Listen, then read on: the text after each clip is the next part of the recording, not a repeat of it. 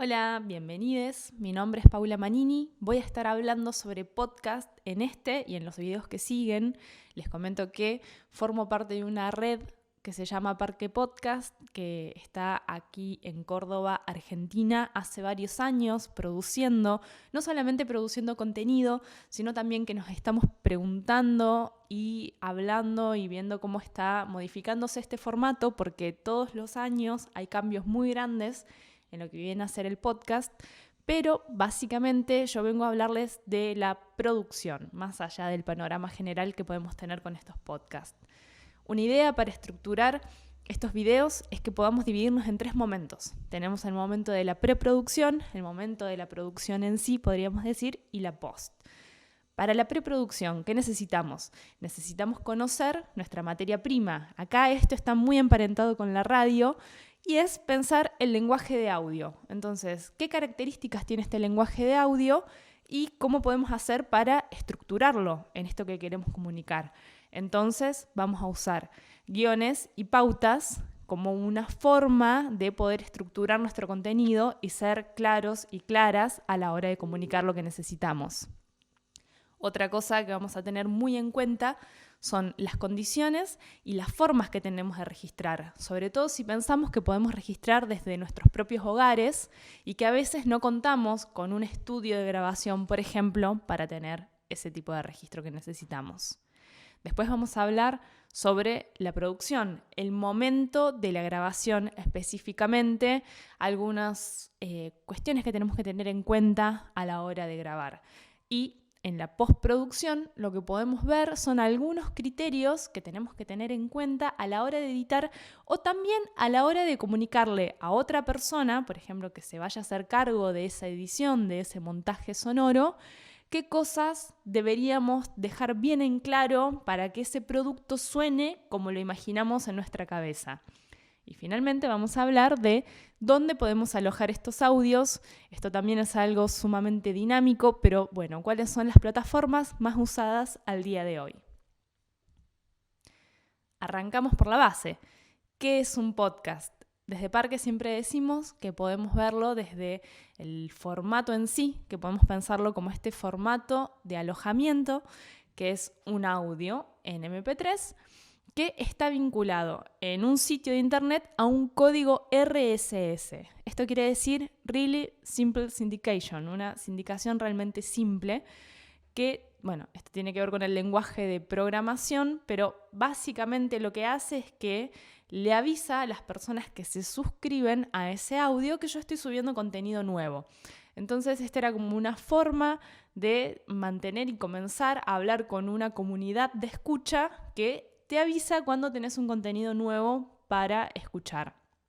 Y por el otro lado, ya más avanzados en el tiempo, podemos pensarlo desde la producción, que es desde donde nos paramos nosotros, desde la red, que es proponerles explotar las posibilidades que tiene el audio para generar justamente un contenido interesante.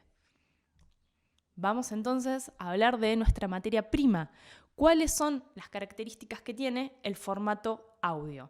Entonces, pensemos qué condiciones tienen las escuchas del audio y qué cosas podemos llegar a generar para tener en cuenta o para potenciar nuestro producto. Una primera cosa que siempre decimos es que el audio, sobre todo en Córdoba, Argentina, lo tenemos muy asociado a la radio. Y en general a la radio la tenemos asociada a la compañía, al dejarlo de fondo. En general, cuando nos volcamos hacia un formato de podcast es porque queremos comunicar algo en particular. Queremos comunicar un mensaje claro, hablamos de contenidos súper fragmentados, como solemos decir. Entonces, ¿qué tenemos que pensar? Que nuestro mensaje debe ser claro, debe ser conciso y debe ser lo más corto posible para poder captar ese momento de atención que tenemos las personas. Se estima que esto, en general, más de 10 minutos ya se vuelve un poco difícil esa prestar atención a lo que me están hablando. Entonces, sobre todo si lo voy a pensar como un monólogo, por ejemplo, o si mi contenido es complejo, tengo que ver las formas de poder comunicarlo, y siempre decimos, es más probable que una persona tenga 15 minutos, por ejemplo, para dedicarle a mi contenido, que 45.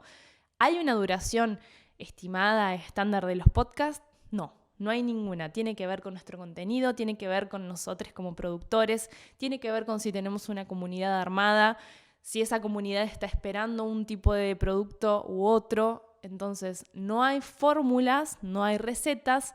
Sí recomendamos, sobre todo si estamos empezando a investigar, que vayamos a lo más chico. Vayamos desde lo más chico, desde lo más simple, desde lo más concreto, y de ahí podamos ir avanzando en ampliar este contenido.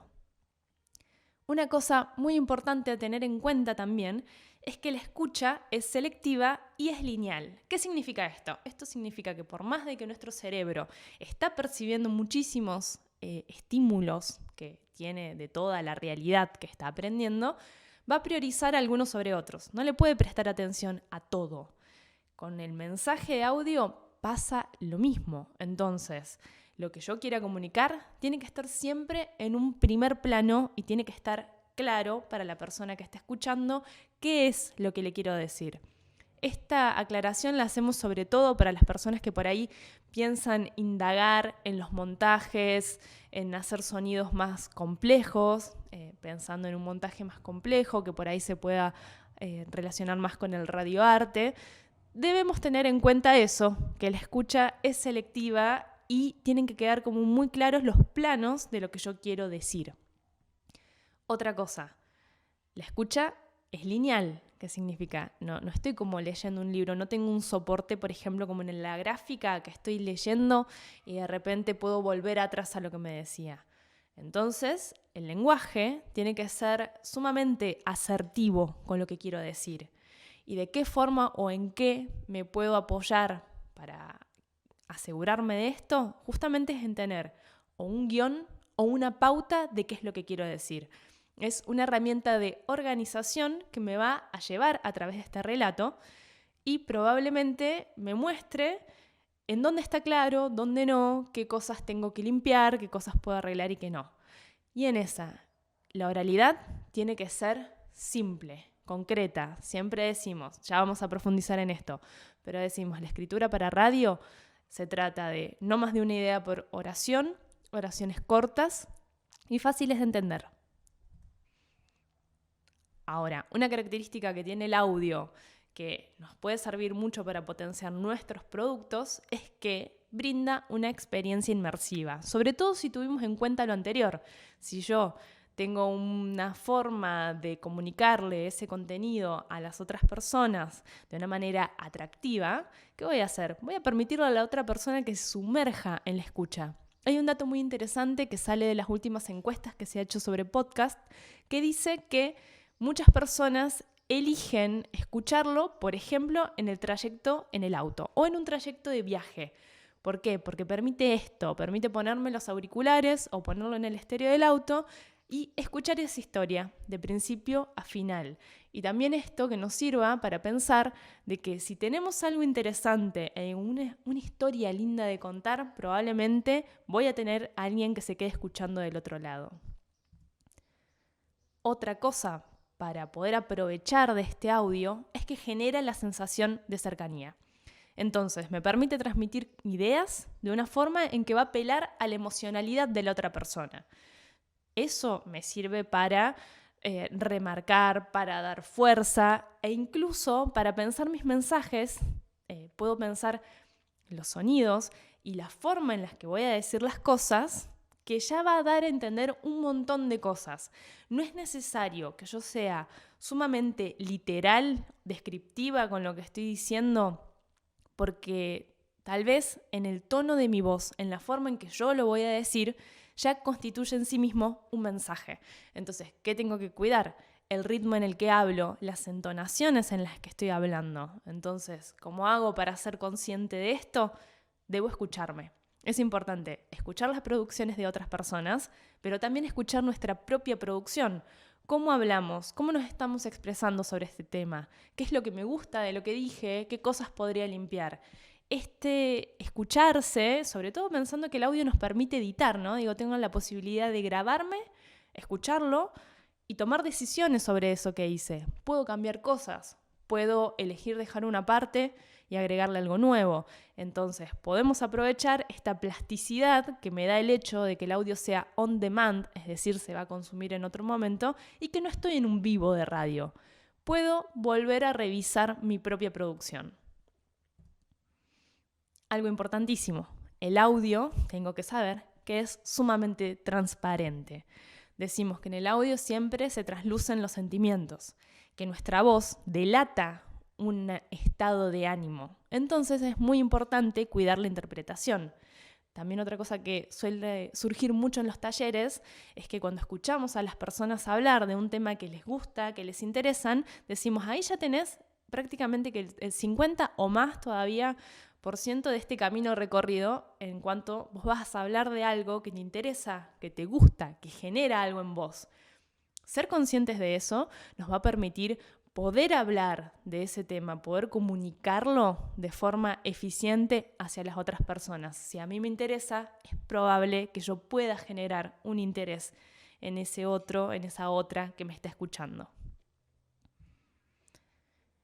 Otra cosa a tener en cuenta con estos audios en particular es que van a convivir con otros elementos. El audio primero está inmerso en Internet, es decir, con muchísimos estímulos. Entonces, pero más allá de que eso a veces me puede distraer, también puede servirme para completar. Puedo pensar de que mi mensaje no solamente va a estar constituido por este mensaje en audio, sino que también puedo comunicar con otros soportes. Entonces, ¿a qué me refiero con esto? Puedo utilizar el hipervínculo que me da Internet y que me dan las páginas de Internet. Entonces, puedo pensar que mi mensaje se va a complementar con una lista de temas, por ejemplo, musicales. Puedo pensar que mi mensaje se va a complementar con fotos, con videos, con hipervínculos a, por ejemplo, el trabajo de una persona con quien me estoy entrevistando. Entonces, ¿debo poner o decir todo en mi audio? Tal vez no. Tal vez puedo hacer un recorte y elegir qué cosas deben estar en este formato audio por todas las características que hablamos antes y qué cosas puedo elegir que estén en otros formatos acompañando a este audio. Entonces, muy importante, ¿cuál es la selección que hago para transmitir ese contenido que yo quiero comunicar de una forma lo más rica posible, podríamos decir? Bueno, esas son algunas de las recomendaciones que hacemos para trabajar con audio. Vamos a seguir hablando sobre el lenguaje de audio, sobre cómo estructurar este contenido en una pauta, sobre cómo grabarnos y cómo pensar una posible edición de este trabajo. Bueno, muchas gracias.